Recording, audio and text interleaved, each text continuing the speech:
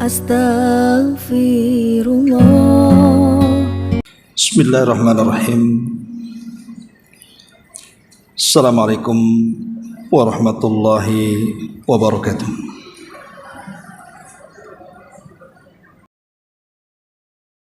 Alhamdulillah wassalatu wassalamu ala Rasulillah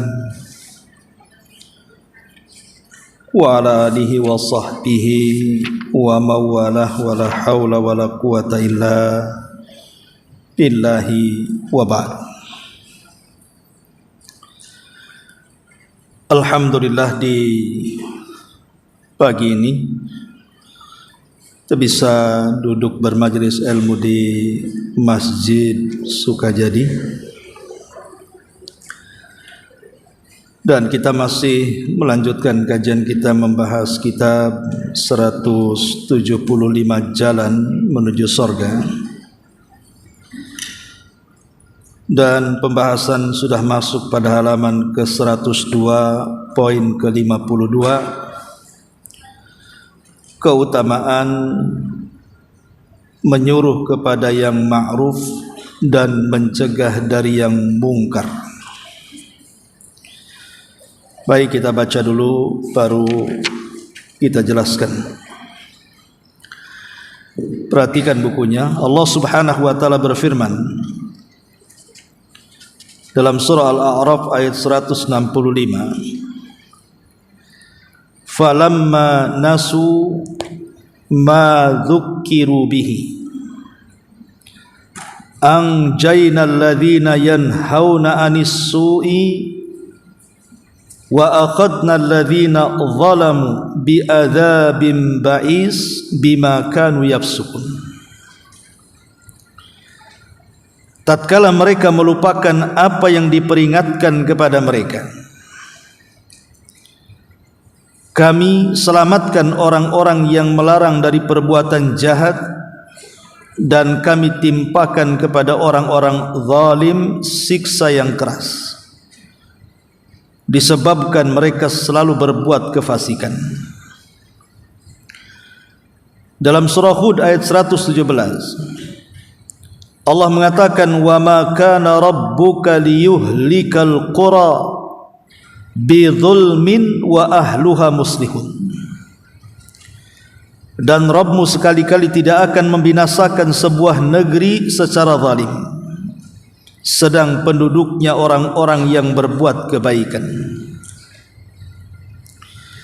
Al-Hafidh Ibnu Katsir berkata, maksudnya adalah penduduk sebuah negeri yang mengadakan perbaikan tidak akan tertimpa keburukan dan azab sehingga mereka semua menjadi orang-orang yang zalim.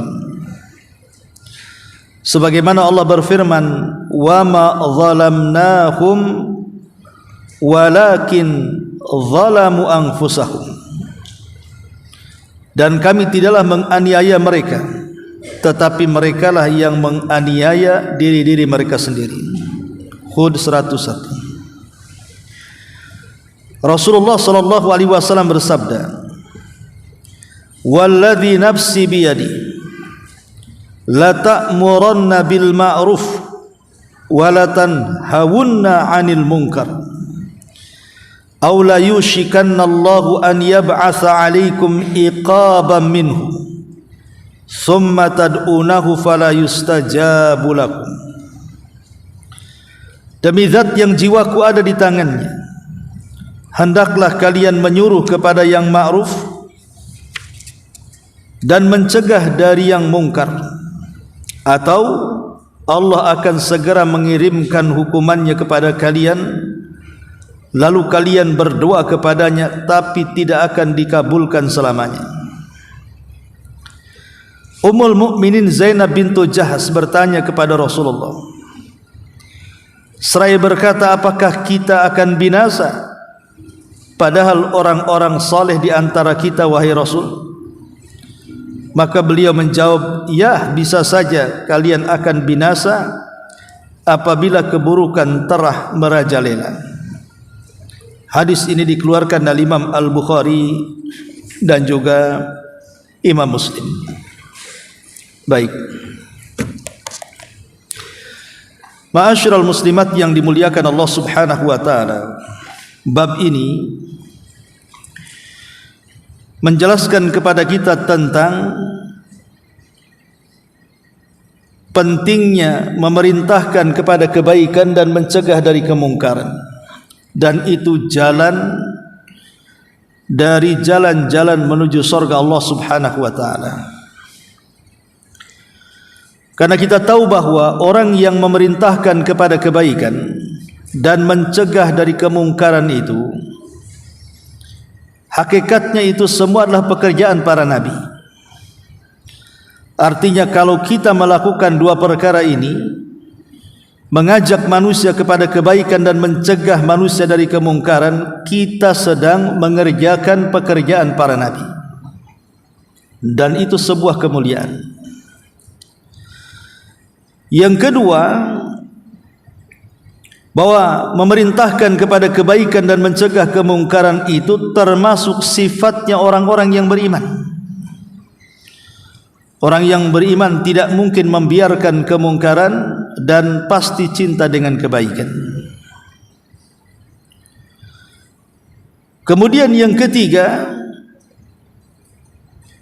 bahwa orang yang mengajak manusia kepada kebaikan dan mencegah manusia dari kemungkaran itu memiliki kedudukan yang sangat tinggi dalam Islam. Bahkan ada sebagian ulama yang menganggap ini bagian daripada rukun yang keenam dari rukun yang 5 rukun-rukun Islam itu. Jadi rukun Islam itu ada 5: syahadat, salat, puasa, zakat, haji. Ada yang menambah yang keenam. Apa itu? Mencegah dari kemungkaran dan mengajak manusia dari kebaikan. Kenapa demikian? Karena berbuat baik atau mengajak manusia kepada kebaikan dan mencegah dari kemungkaran itu disebut satu nafas dengan keimanan kepada Allah Subhanahu wa taala. Sampai-sampai Allah Subhanahu wa taala menyebutkan dalam surah Al-Imran ayat 110, kuntum khaira ummatin ukhrijat lin-nasi ta'muruna bil ma'ruf wa tanhauna 'anil munkar wa tu'minuna billah. Kalian sebaik-baik umat yang dikeluarkan kepada manusia, tugasnya ajak manusia kepada kebaikan, cegah manusia dari kemungkaran, dan beriman kepada Allah. Lihat, beriman kepada Allah disebut satu nafas dengan dua perkara yang kita bahas ini. Bahkan dua perkara ini, artinya mengajak manusia kepada kebaikan dan mencegah dari kemungkaran itu, dari seafdal-afdalnya mendekatkan diri kepada Allah dalam nasihat. Dan nasihat itu kan salah satunya adalah wasiat yang diwasiatkan Allah. Wa tawassaw bil haqq wa tawassaw bis sabr. Wa tawassaw bil haqq artinya saling memberikan nasihat pada hal yang benar, memerintahkan manusia kepada kebaikan dan mencegah dari kemungkaran. Makanya orang-orang yang tidak mau melakukan hal seperti ini, maka banyak mudarat yang akan diterima oleh umat ini.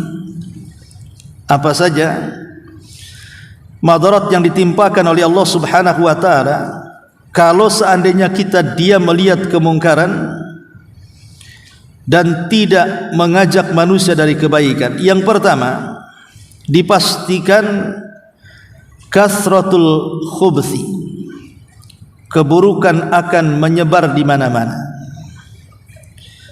Kalau orang yang berzina tidak dinasihati untuk tidak berzina, kalau orang yang minum khamr tidak dinasihati untuk berhenti dari minum khamr, kalau orang yang berjudi tidak dinasihati untuk berhenti berjudi, Kalau orang yang menggibah tidak dinasihati untuk berhenti menggibah, maka perkara-perkara mungkar itu pasti akan semakin meluas.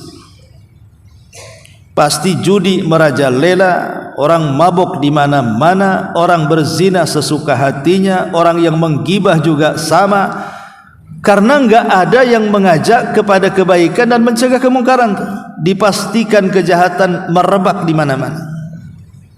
Makanya pentingnya mengajak manusia kepada kebaikan itu mencegah tersebarnya maksiat dan kemungkaran. Yang kedua, bahwa kalau berhenti dari dua perkara ini, maka sesungguhnya hakikatnya kita sudah menyerahkan dan menghalalkan diri kita untuk siap diazab oleh Allah. Sebab banyak ayat dan juga hadis Nabi SAW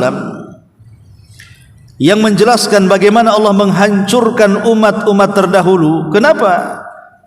Karena mereka tidak mengajak manusia kepada kebaikan dan tidak mencegah dari kemungkaran. Allah azab mereka karena kezaliman mereka. Contoh saja yang sudah paling sering saya contohkan kepada ibu-ibu tentang Bani Israel yang hidup di tepian lautan itu, di mana mereka hanya memakan dari hasil tangkapan laut. Tetapi ada satu hari mereka tidak boleh mengambil ikan. Itulah hari Sabtu, hari sakralnya orang-orang Yahudi. Mereka harus fokus dari Sabtu ibadah, tidak boleh mencari dunia. Tapi Allah Subhanahu wa taala menguji mereka. Kalau dari hari Ahad, Senin, Selasa, Rabu, Kamis sampai Jumat, ikan-ikan itu tak tampak. Tapi di hari Sabtu ikan pula loncat-loncat, seolah-olah bicara, tangkaplah aku. Sehingga orang-orang zalim dari Bani Israel yang berada di tepian lautan ini tergiur. Tapi mereka takut, karena mereka sudah tahu siapa yang melanggar mengambil ikan di hari Sabtu pasti akan diazab. Tapi mereka kepengen ikan itu, sehingga akhirnya sebagian mereka berbuat curang, hendak menipu Allah dan orang-orang yang beriman. Dengan cara apa? Diperhatikan ikan di hari Sabtu itu, kemana mereka pergi dan kemana mereka datang. Akhirnya setelah tahu petanya, mulailah mereka memasang jaring di hari Jumat untuk menjerat ikan di hari Sabtu, diambilnya hari Ahad. Ini kan penipuan namanya. Intinya kan yang diambil itu ikan di hari Sabtu tuh. Sehari, 2 hari, seminggu, 2 minggu, sebulan, 2 bulan, tidak ada masalah. Maksudnya tidak ada tanda-tanda azab. Makin berani mereka. Mereka mengatakan toh ikan yang kita makan juga ikan hari Sabtu, cuman pasang jaring hari Jumat, diambilnya hari Ahad. Makin berani akhirnya mereka terang-terangan, karena tidak ada tanda-tanda azab, terang-terangan mengambil ikan di hari Sabtu. Saat mereka mengambil ikan di hari Sabtu itulah manusia terbagi menjadi 3. Bani Israel terjadi 3 kelompok. Kelompok yang pertama yang lancang, betul-betul mengambil ikan di hari Sabtu. Mereka orang-orang zalim. Kelompok yang kedua keras, menentang kepada perbuatan mereka, mencegah dari kemungkaran, mengajak manusia kepada kebaikan. Kelompok yang ketiga justru menghalang-halangi orang yang mencegah dari kemungkaran. Memang kelompok yang ketiga ini tidak ikut-ikut ambil ikan dari Sabtu, tapi mereka tak mau ada kebisingan, sehingga mereka mengatakan kepada kelompok yang,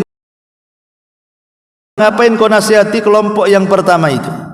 Kalau memang Allah kirim azab, biarkan mereka yang mati. Kenapa kalian bising, katanya. Begitulah di masyarakat, manusia biasanya terbagi menjadi 3 kelompok. Umpamanya ada tetangga mabok, musik macam-macam, ganggu tetangganya yang lain.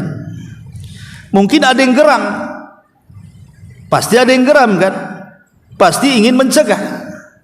Tapi ada juga yang kemudian membiarkan. Yang penting bukan aku yang mabuk di situ. Bukan aku yang membuat bising di situ. Lah inilah akhirnya kemudian kelompok terakhir ini dia tidak mau melarang orang.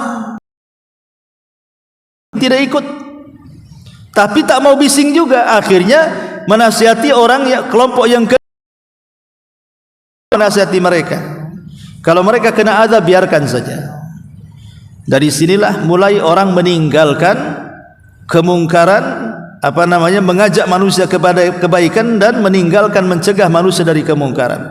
Sehingga kelompok yang kedua ini yang keras, mereka akhirnya bersumpah, kalau begitu, kalau kalian wahai kelompok ketiga tidak mau mencegah kemungkaran, malah menghalang-halangi kami untuk mencegah kemungkaran, sudah kita pagar saja, kita buat tembok, kita tidak akan satu atap dengan kalian.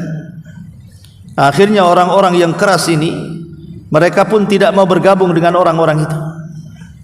Sementara orang yang mencegah dari kemungkaran dan orang yang mengambil ikan di hari Sabtu jadi satu. Maka dibuatlah tembok pemisah. Setiap hari ada kebisingan dengan orang-orang yang menangkap ikan yang banyak di hari Sabtu, seolah-olah mereka tidak bersalah, padahal mereka sedang melakukan kemaksiatan. Sampai satu hari tidak ada suara sama sekali.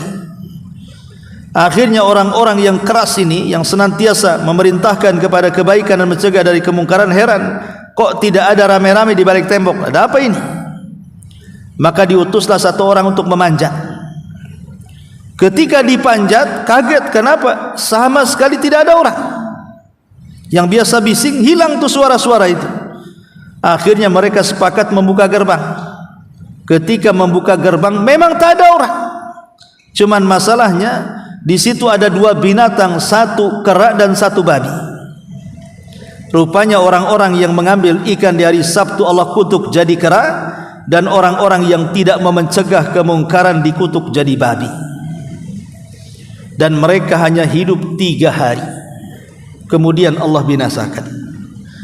Begitulah apabila orang tidak mau mengajak manusia kepada kebaikan dan mencegah dari kemungkaran, pasti azab Allah akan turun. Masalahnya, azab Allah turun ini, kalau sudah turun, jangan kira akan menyambar orang-orang yang ahli maksiat, zalim dan mungkar saja.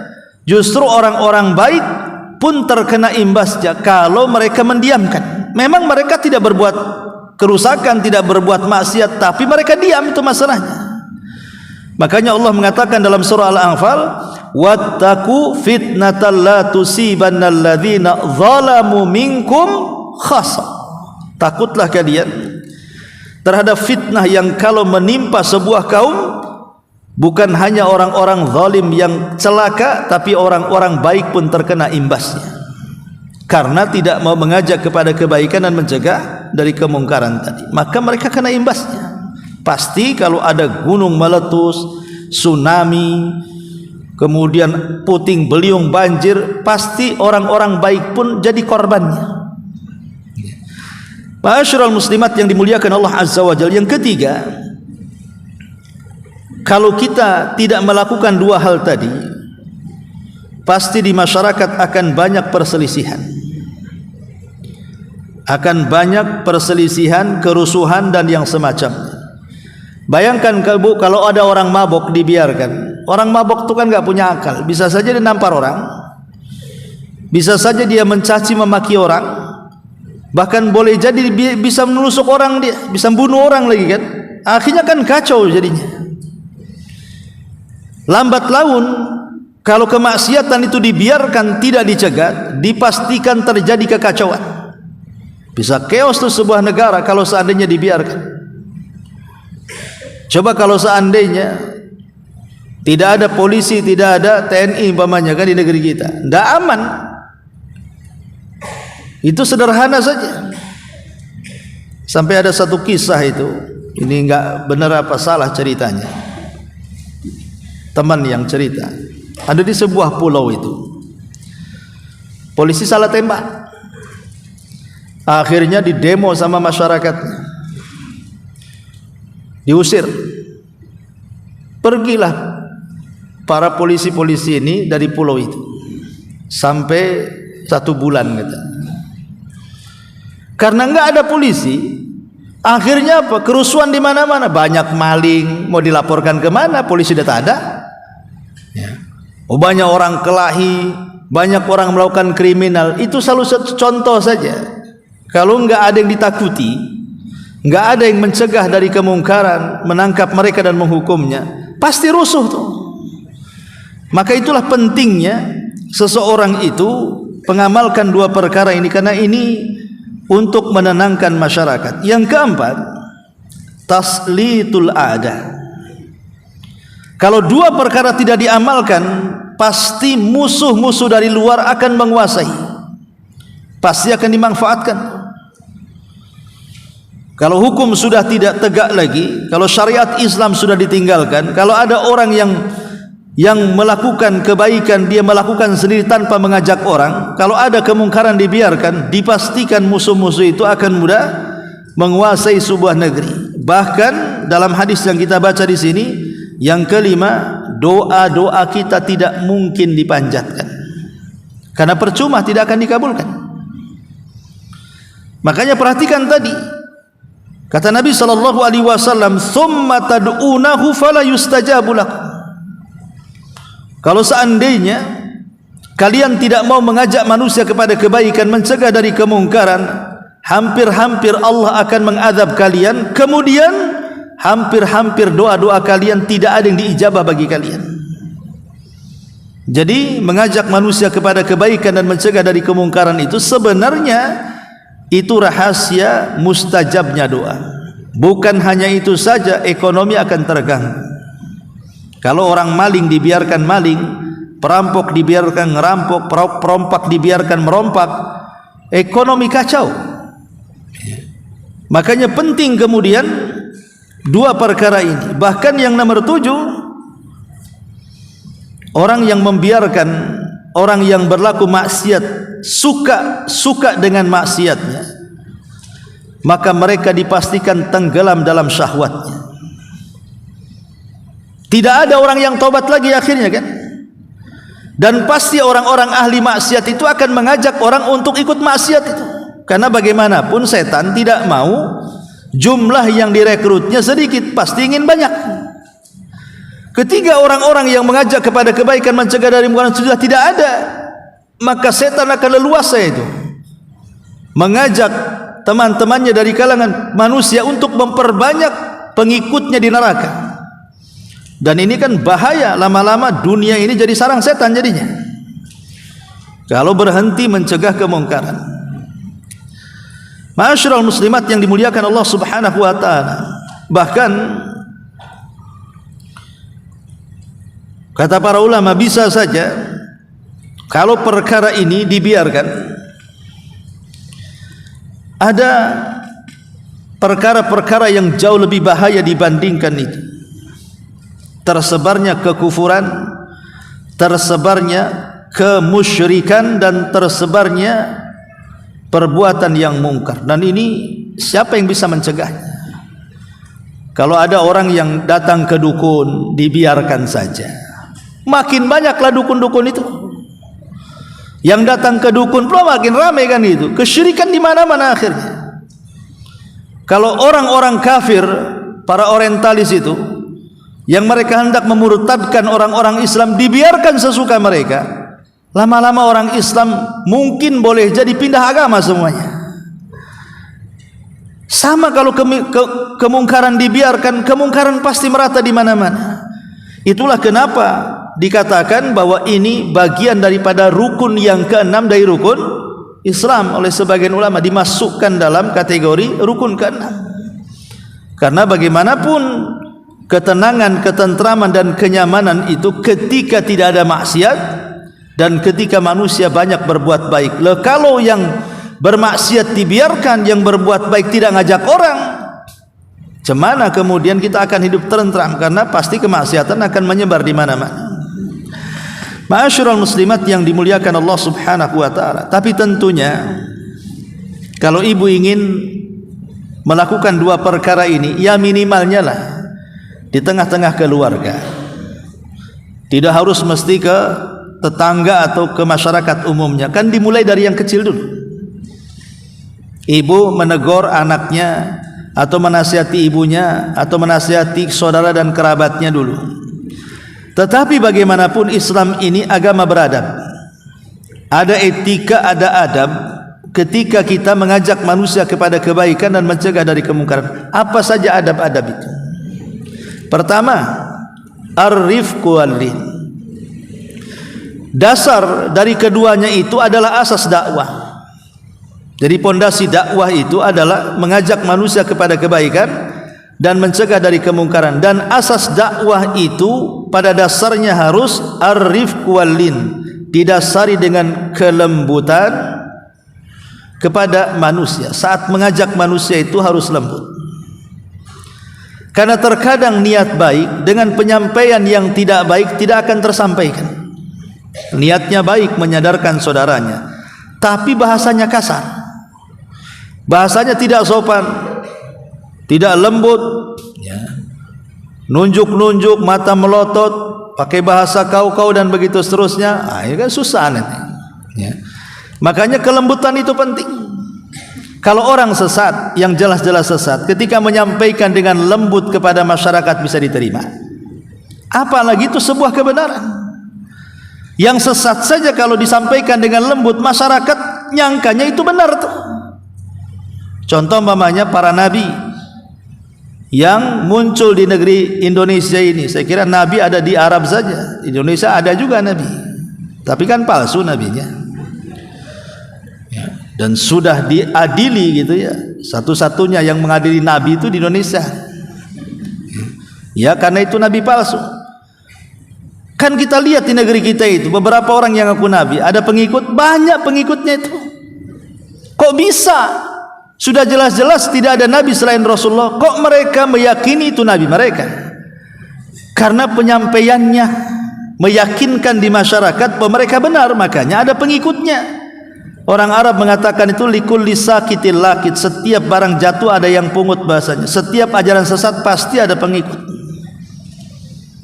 Makanya kalau ajaran kita benar disampaikan dengan kelembutan, makin lagi banyak orang yang mendengar, karena memang kita ini mengajarkan kebenaran. Ini yang pertama. Yang kedua, as-sabru wal hilmu.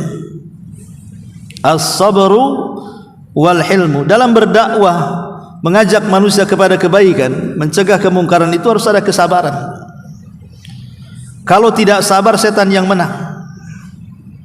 Kalau saya katakan ibu curhat, saya sudah nasihati saudara saya Pak Ustaz. Kata ustadznya, nasihati terus. Ah, bosan Ustaz, 100 kali, 1000 kali aku nasihati dia. Akhirnya kan ibu berhenti menasihati. Siapa yang menang? Setan lah yang menang. Makanya harus sabar. Karena tujuan kita itulah bukan memberikan taufik, tujuan kita itu memberikan irsyad. Tugas kita menyampaikan, bukan menyadarkan. Manusia tidak bisa menyadarkan, yang menyadarkan itu Allah. Tapi kita hanya bisa menyampaikan. Ini yang hak, ini yang batil, ini yang baik, ini yang buruk. Itulah tugas kita. Soal dia terima atau tidak, urusan dia. Itu dikembalikan kepada Allah tuh, supaya mereka sadar.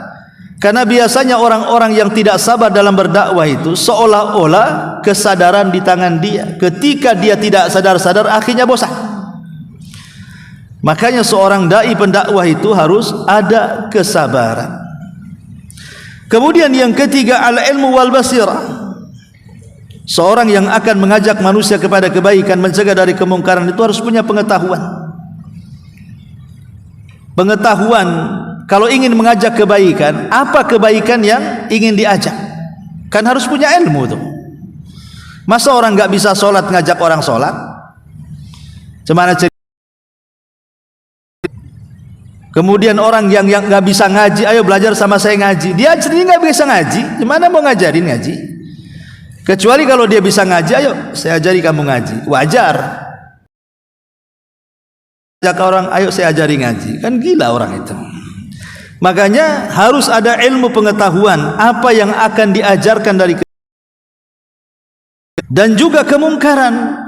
Mencegah kemungkaran itu orang yang mencegah kemungkaran, datang pula kemungkaran lain. Yang lebih parah, mencegah kemungkaran lebih besar daripada kemungkaran yang dicegah. Makanya kata Imam, orang yang mencegah kemungkaran itu ada 4 tingkatan. Tingkat dia bisa mengganti kemungkaran itu dengan kebaikan. Contoh, anak kita nakal, sudah mulai masuk dalam pergaulan bebas, sudah mulai ya dari awalnya ngerokok, kemudian megang botol, akhirnya mabok dan begitu seterusnya. Kita tahu anak kita itu dalam kekuasaan kita. Akhirnya kita cegah kemungkaran dan berhasil. Lagi umpamanya, ini kelompok yang pertama bisa merubah orang yang melakukan kemungkaran jadi melakukan kebaikan. Yang kedua, mungkin dia tidak bisa merubah 100%, menjungkir balikan dari buruk ke baik, tapi minimalnya mengurangi kan gitu ya. Biasanya ibu gibah setiap minggu jadi sebulan sekali, itu dikurangi, nanti lama-lama setahun sekali, lama-lama hilang gitu ya. Kalau kita tidak bisa mencegah 100% kemungkaran itu, minimalnya diringankan, dikurangilah. Ibu mamanya terbiasa ngomong kotor, ya karena latar belakang dulu suka ngomong-ngomong kasar, kotor dan begitu. Akhirnya setelah hijrah, kan mau tidak mau harus menyesuaikan kan ucapannya. Sedikit demi sedikit ucapan itu mulai dipelajari. Oh begini yang sopan, oh begini yang santun. Jangan tabiat lama dibawa-bawa. Mungkin tidak bisa 100% hijrah, tapi minimalnya 1, 2, 3 kalimat ditinggalkan. Nanti lama-lama 10 kalimat ditinggalkan. Yang tidak pantas jangan diucapkan. Jadi ada yang mencegah kemungkaran itu memang tidak bisa langsung merubah simsalabin gitu ya, dari yang buruk kepada yang baik. Tapi minimalnya kelompok yang kedua dia bertahap sedikit-sedikit dulu. Kemudian ada tingkatan yang keempat, yang ketiga ya. Yang ketiga, dia mencegah kemungkaran. Memang maksiat yang ini ditinggalkan, tapi maksiat lain pula dilakukan. Jadi jangan kau ke sana, malah pergi ke sini. Memang betul dia bertobat dari yang ini, tapi justru mendatangkan maksiat yang lain. Contoh mamanya ibu mau nasihati anak, ya, jangan bergaul nak dengan orang itu, jahat orang itu, nanti kau terkena pergaulan bebas. Terus kata anaknya, lalu saya gimana, boring di rumah. Ibu belikan handphone pula. Ya. Akhirnya dengan handphone dia pula lah bertetangga dengan macam-macam tetangga tuh di handphone itu. Betul dia nggak keluar, tapi kan jadinya kan maksiatnya lain pula kan. Terkadang iya kalau seandainya setara, kalau lebih bahaya lagi. Nah ini kan namanya mencegah kemungkaran. Betul dia berhenti dari kemungkaran ini, datang kemungkaran yang kedua. Ibu juga yang kasih. Kemudian yang keempat, justru ketika mencegah kemungkaran, dia melakukan kemungkaran, justru dia lebih buruk dari yang kita cegah. Kau jangan pakai narkoba, ujung-ujungnya bos narkoba pula dia. Ada orang mencegah kemungkaran bukan lebih baik, bahkan lebih buruk lagi.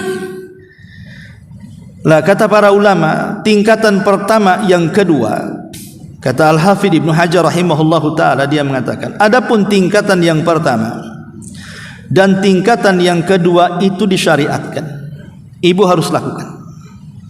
Kalau ibu bisa membalik keadaan yang baik kepada yang buruk, lakukan, itu berpahala. Kalau ibu tidak bisa, minimalnya ringankan kemaksiatannya, ya. Adapun yang ketiga dan yang keempat, adapun yang ketiga, maka tentu ibu sudah masuk pada usaha namanya.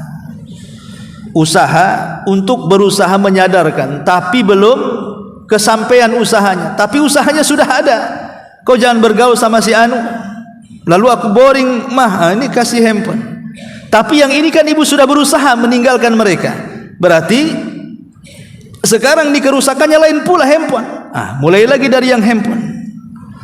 Dia berusaha, tapi yang ketiga ini, yang keempat ini yang paling parah, haram hukumnya. Kalau sekiranya kita nasihati dia, makin jahat, berhenti. Karena ada anak-anak itu yang tidak bisa dikasari.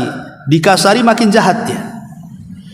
Kalau dibentak itu bukannya makin sadar, melawan dia. Yang tadinya durhakanya satu kalimat jadi berkalimat-kalimat itu jadinya. Nah inilah makanya kenapa dari adab seseorang mengajak manusia kepada kebaikan dan mencegah dari kemungkaran itu harus ada ilmu supaya tepat sasaran, ya. Kemudian yang keempat, husnul hayati wal madhar. Husnul hayati wal madhar. Kalau kita hendak mencegah kemungkaran dan mengajak manusia kepada kebaikan, maka penampilan pun harus dijaga. Contoh, ketika Nabi SAW mengutus sahabat untuk berdakwah pertama kali ke kota Madinah, ketika itu belum banyak orang yang masuk Islam, hanya beberapa belas orang saja dalam pembaiatan yang pertama, ya. Sehingga Nabi SAW diminta oleh orang Ansor yang baru belasan orang di Madinah, kebanyakan orang-orang musyrik dan juga Yahudi di sana. Jadi mereka minta kepada Rasul, kalau begitu utuslah untuk kami seorang utusan biar mengajarkan Quran kepada kami di kota Madinah. Lihat apa yang dilakukan Rasul. Rasul mengutus Mus'ab ibn Umair. Mus'ab ibn Umair ini orangnya bersih, putih, ganteng, tinggi, cerdas, ya. Itu kalau kita, bahkan perawakannya persis dengan Nabi. Apalagi kalau dia sedang menggunakan pakai zirah, pakai baju zirah perang itu, kalau dia bersanding dengan Nabi, sampai sahabat terkecoh, mana Nabi, mana Musa. Jadi Nabi SAW sampai memperhatikan apa? Memperhatikan penampilan. Cari yang paling ganteng, cari yang paling cerdas, cari yang paling, bahasanya ya paling, wah, di antara sahabat yang ini yang paling bagus. Kemudian diutus ke Madinah. Begitulah penampilan dalam berdakwah pun terkadang mempengaruhi, kan begitu. Sempat Rasul ngutus Umar, wah, bukan tersebar di sana, kan. Umar mudah emosi, mungkin dipenggal semua orang, kan itu, kan. Makanya diutus yang lembut, kata Umar, yang ganteng. Jadi orang ketika melihat pun tidak takut jadinya, kan. Ibu kalau sudah mau nasihati, udah pasang mata mau copot, kan. Mana orang mau dengar ini? Nampak ini mak lampir kayaknya ini. Jadi orang kalau dinasihati sudah tampangnya sudah menyeramkan, nggak akan sampai hidayah itu. Jadi penampilan dalam berdakwah juga sangat diperhatikan dalam Islam, dan itu termasuk adab, ya. Kemudian juga yang selanjutnya at-tahaqquk minal munkar. Kalau hendak mencegah kemungkaran itu harus tabayun dulu, betul ndak si anu itu melakukan kemungkaran. Jangan baru dengar berita, ibu langsung main terabas saja, padahal beritanya hoax. Itu kan bukan mencegah kemungkaran. Sebenarnya tidak ada kemungkaran, ibu cegah kemungkaran yang mana akhirnya. Jadi kalau menasihati orang itu harus betul-betul orangnya itu memang perlu dinasihati. Jangan hanya sekedar dari habar telinga saja kemudian langsung bergerak. Karena Rasul mengatakan dalam hadis itu, man ra'a minkum mungkaran, siapa yang melihat, bukan mendengar. Kata Rasul melihat. Siapa yang melihat, artinya melihat dengan dua bola mata, nampak di hadapannya. Baru Rasul mengatakan apa? Fal yughayyir biyadi, cegat dengan tangan. Tak bisa, cegat dengan lisan. Tak bisa, cegat dengan hati, dengan doa. Artinya harus melihat. Kalau baru mendengar kata si anu, oh tidak bisa. Harus jelas dulu kemungkarannya. Jangan sampai salah sasaran ketika mengingkari sebuah kemungkaran. Kemudian yang selanjutnya al-qiyam bil wajib fi nafsi. Berusaha memberikan contoh untuk diri sendiri sebelum mencegat kemungkaran dari orang lain.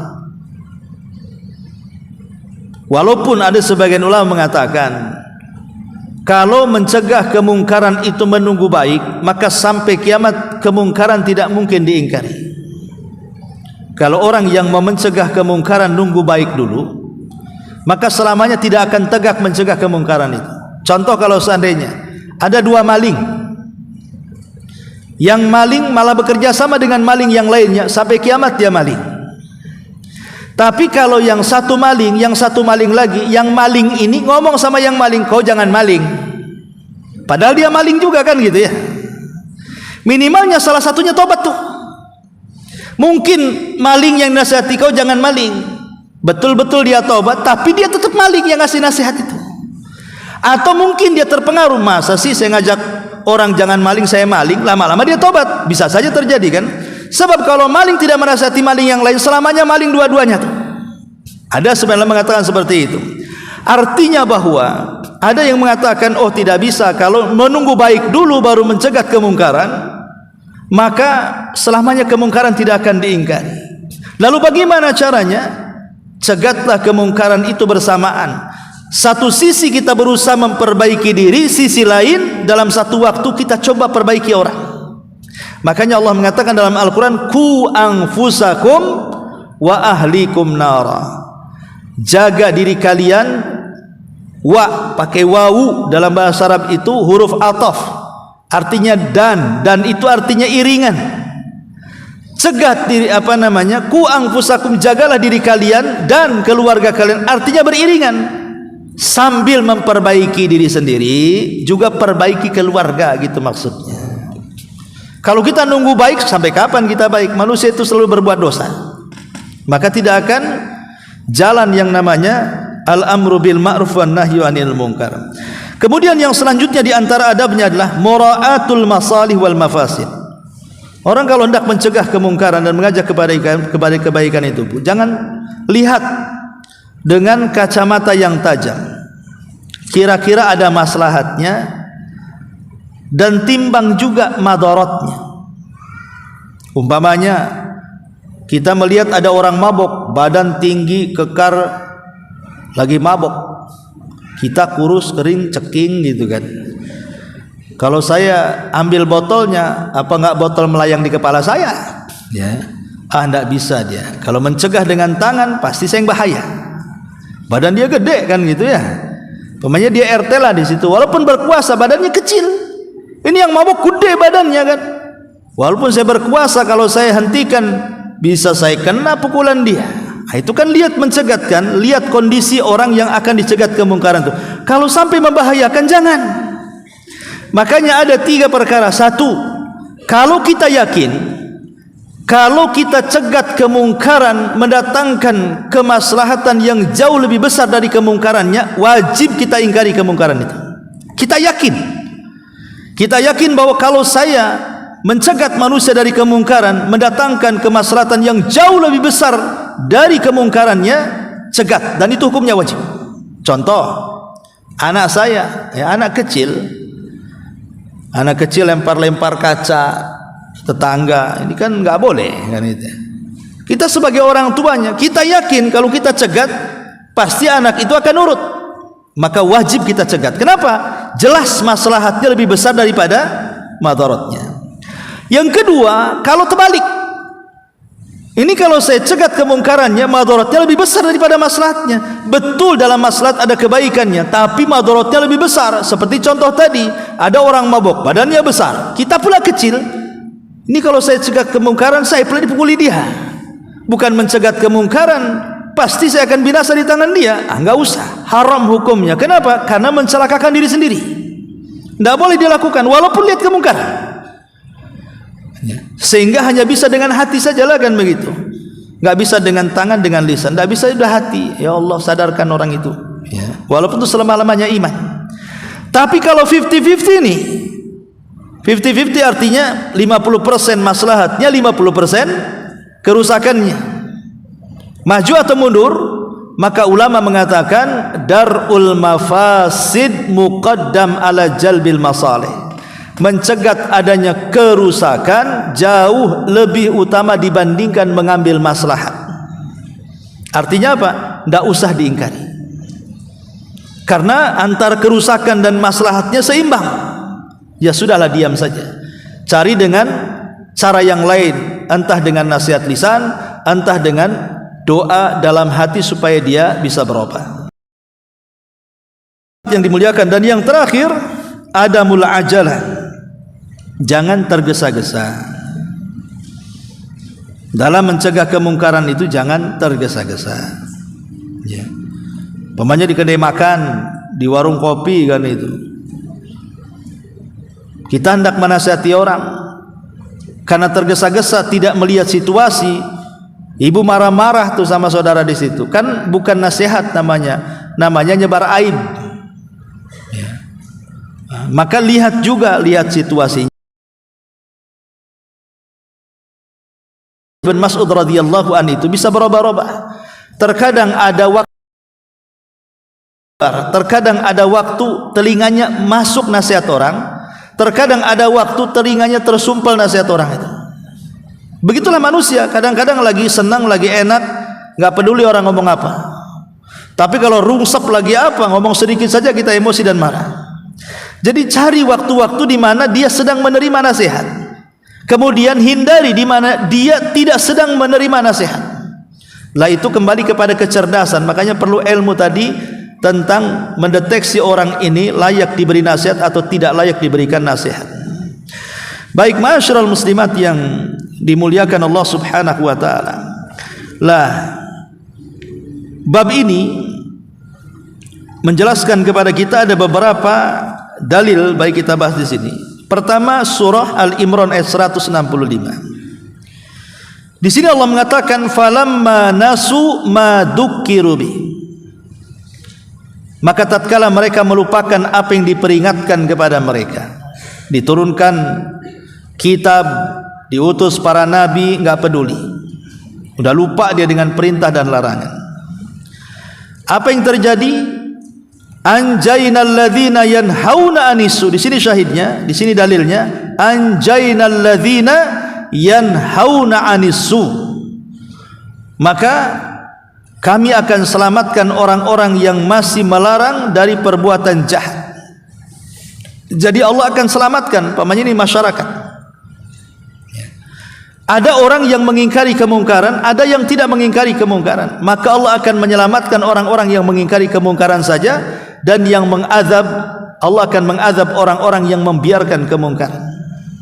Dari sini kita tahu bahayanya membiarkan kemungkaran dan tidak dicegah. Kemudian juga Allah mengatakan dalam surah Hud ayat 117-nya, "Wa ma kana rabbuka liyuhlikal qura bidzulmin wa ahluha muslihun." Dan Rabbmu sekali-kali tidak akan membinasakan negeri-negeri secara zalim, sedangkan penduduknya orang-orang yang berbuat kebaikan. Ibnu Katsir mengatakan maksudnya penduduk negeri tersebut mengadakan perbaikan. Mengadakan perbaikan itu artinya bukan hanya dirinya baik, tetapi memperbaiki orang. Makanya lihat dalam surah Al-Asr, Bu. Ibu kalau bisa menguasai 4 sifat yang Allah sebutkan dalam surah Al-Asr, maka ibu akan menjadi manusia yang paling sempurna. Perhatikan surah Al-Asr itu, wal asri innal insana lafi khusrin illa alladzina amanu wa amilus solihat wa tawasaw bil haq wa tawasaw bis sabr. Ini ada 4 perkara di sini. Sesungguhnya manusia di dalam kerugian. Kalimat di dalam berarti tidak lepas dari kerugian. Pamannya ini masjid, kita dalam masjid, kalau dikunci semuanya kita enggak mungkin keluar dari sini. Berarti asal manusia itu tidak bisa keluar dari kerugian. Illal ladzina amanu, kecuali orang-orang yang beriman. Maksudnya kecuali orang-orang yang berilmu yang melahirkan iman. Illal ladzina amanu itu artinya orang-orang yang berilmu yang melahirkan iman. Berarti kalau ingin jadi orang yang sempurna harus punya ilmu yang melahirkan iman. Setelah ibu kuasai ilmu, beranjak kepada yang keduanya, wa amilus solihat. Cobalah amalkan ilmu tadi dengan amal yang baik. Kenapa? Karena 2 perkara ini bisa memperbaiki diri. Orang kalau sudah punya ilmu diamalkan, pasti dirinya akan baik. Kemudian yang ketiga, wa tawasau bil haq. Kalau kita sudah punya ilmu, kita amalkan sendiri, mulai kita tularkan kepada orang, menasihati orang lain. Kemudian yang terakhir, yang keempat, wa tawasau bis sabr. Kemudian sabar. Ilmu, amal, dakwah, sabar. Itulah dalam surah Al-Asr itu ada 4 perkara. Ilmu, amal, dakwah, sabar. Yang 2 memperbaiki diri sendiri, yang 2-nya memperbaiki orang. Ilmu dan amal memperbaiki diri sendiri, dakwah dan sabar memperbaiki orang. Berarti itulah manusia yang sempurna. Dirinya baik, orang pun ingin baik. Kurang sempurna apa itu? Makanya kata Imam Syafi'i rahimahullahu ta'ala, kalau Allah tidak menurunkan Al-Quran kecuali surat Al-Asr saja, itu sudah cukup. Kalau seandainya Allah tidak turunkan Al-Quran yang 30 juz itu, cukup surah Al-Asr saja yang turun, itu sudah cukup. Kenapa? Karena sudah bisa memperbaiki orang. Dirinya baik, orang juga baik, kan gitu ya. Ilmu dan amal memperbaiki diri, dakwah dan sabar memperbaiki orang. Artinya orang lain baik, dirinya juga baik. Itulah tujuan Islam sebenarnya. Tujuan Islam itu memperbaiki diri dan orang lain. Termasuk juga ibu datang ke sini. Tujuannya harus 2, Bu. Pertama, ibu datang ke sini itu dalam rangka mengangkat kejahilan, supaya ibu punya pengetahuan. Yang kedua, setelah bubar dari sini, mengangkat kejahilan orang. Setelah ibu punya ilmu, sebarkan ilmu di luar, gitu maksudnya. Jadi tujuan talabul ilmi itu pertama mengangkat kejahilan pada diri sendiri. Untuk apa? Untuk mengangkat kejahilan kepada orang lain. Itulah tujuannya melangkahkan kaki ke majelis ilmu. Baik, kemudian di sini Nabi SAW mengatakan, "Walladzi nafsi biyadi la ta'muranna bil ma'ruf wa la tanhauna 'anil munkar aw la yushikanna Allah an yab'atsa 'alaikum iqaban minhu thumma tad'unahu fala yustajabu lakum." Demi zat yang jiwaku ada di tangannya, hendaklah kalian menyuruh kepada yang ma'ruf atau mencegah dari kemungkaran. Kalau tidak kalian, apa yang terjadi? Allah akan mengirimkan hukumannya kepada kalian, lalu kalian berdoa kepadanya tetapi tidak dikabul-kabulkan untuk kalian. Dan ini kan bahaya, ya. Bahkan Zainab ini, yang terakhir Ummu Mukminin Zainab bintu Jahsin. Zainab ini kan salah satu istri Nabi SAW. Dulunya Zainab ini menolak pinangan Nabi. Nabi meminang Zainab, tapi bukan untuk dirinya, untuk anak angkatnya namanya Zaid ibn Haritha. Karena Zaid bin Haritha sudah waktunya menikah, sudah dewasa. Jadi Rasul ingin mencarikan jodoh terbaik bagi Zaid. Akhirnya datang ke rumah Zainab, ngomong sama orang tuanya bahwa kedatangan saya ingin meminang. Awalnya senang, disangkanya Rasul yang akan meminang. Rupanya yang akan diminangkan adalah Zaid ibn Haritha. Ingat, di zaman jahiliyah orang itu masih ada kasta-kasta masalahnya. Lah Zaid ini mantan budak yang dimerdekakan Nabi dan diangkat jadi anak angkat. Artinya kan mantan budak, latar belakangnya tidak mulia. Sementara Zainab ini anak bangsawan. Jadi ketika kemudian Rasul meminangkan untuk Zaid, kagetlah mereka. Kenapa mesti Zaid? Kenapa tidak orang lain saja? Ya. Akhirnya kemudian Allah Subhanahu wa taala turunkan ayat, "Maka li mu'minin wala mu'minatin idza qadallahu wa rasuluhu amran an yakuna lahumul khiyaratu min amrihim. Wa man ya'sillaha wa rasulahu faqad dhalla dhalalan ba'ida." Tidak layak bagi seorang mukmin laki-laki atau perempuan, kalau sudah putusan Allah dan Rasulnya datang, ada kebimbangan dan kebingungan. Karena itu bagian dari maksiat kepada Allah dan Rasulnya. Sebab barang siapa yang bermaksiat kepada Allah dan Rasulnya, maka dia telah tersesat dengan kesesatan yang jauh dan nyata. Setelah turun ayat ini, akhirnya keluarga Zainab bertobat dan mengatakan sami'na wa ata'na. Menikahlah Zainab dengan Zaid. Tapi karena tidak sekufu, makanya kata Syekh bin Baz rahimahullahu ta'ala, memang sekufu itu bukan syarat pernikahan. Tetapi bagaimanapun sekufu ini bisa menghasilkan keharmonisan keluarga. Apa sekufu itu? Setara artinya. Kalau memang latar belakangnya orang yang berpendidikan, anggap saja sudah S1 atau S2, jangan pula dinikahkan dengan anak yang lulusan TK. Gitu maksudnya. Itu nggak setara tuh, nanti salah satunya dibohongi terus tuh, dikerjain terus kan gitu ya sama yang pintar ya. Artinya harus setara gitu.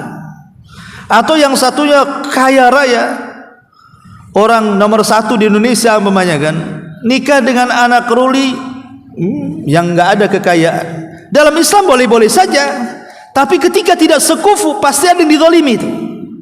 Pasti merasa aku lebih kaya, aku yang kasih makan. Kau mau apa? Macam-macam akhirnya kan ngomongnya.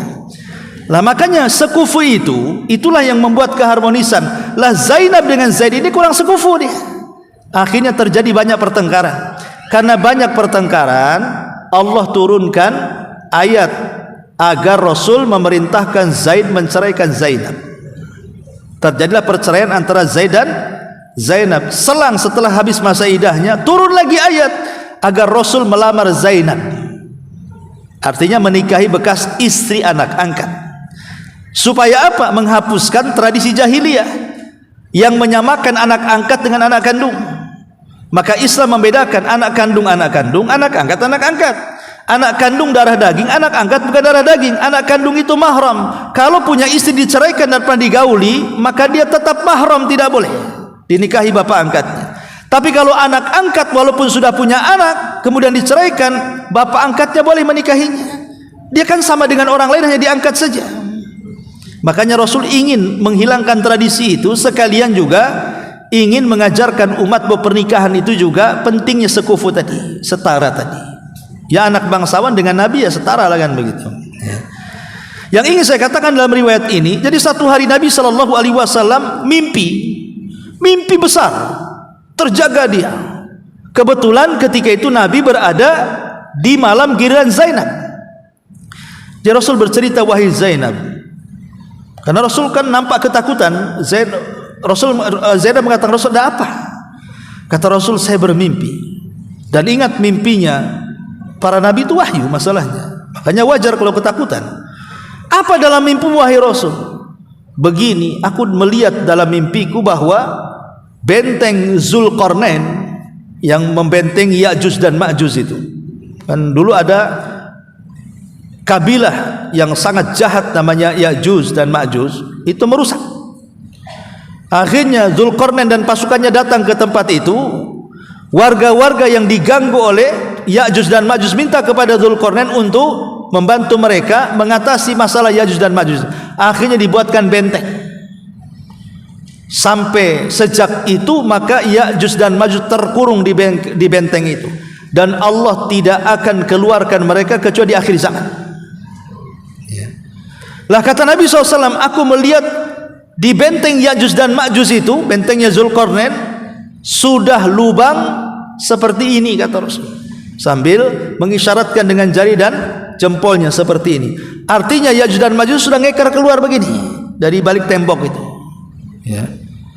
Kemudian dia mengatakan, sungguh negeri Arab akan mengalami keburukan. Maksudnya akan datang bencana. Kemudian kata Zainab di sini, ya Rasulullah, makanya Zainab mengatakan, apakah kita akan binasa juga wahai Rasul? Padahal ada orang-orang soleh di antara kita. Kenapa begitu kau khawatir?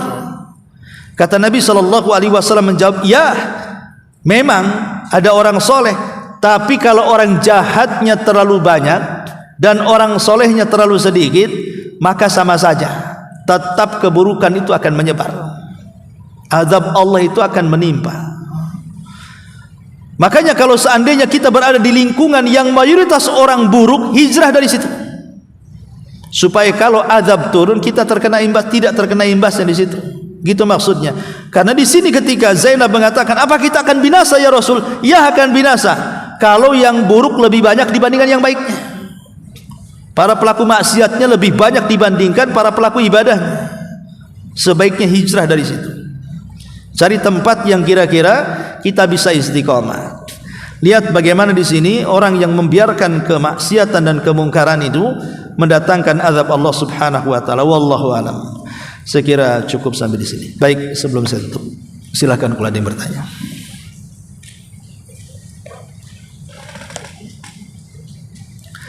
Kalau tidak, kita tutup dengan kafaratul majlis. Subhanaka wa bihamdika asyhadu an la ilaha illa anta astaghfiruka wa atubu ilaik. Allahu taala alam. Salam.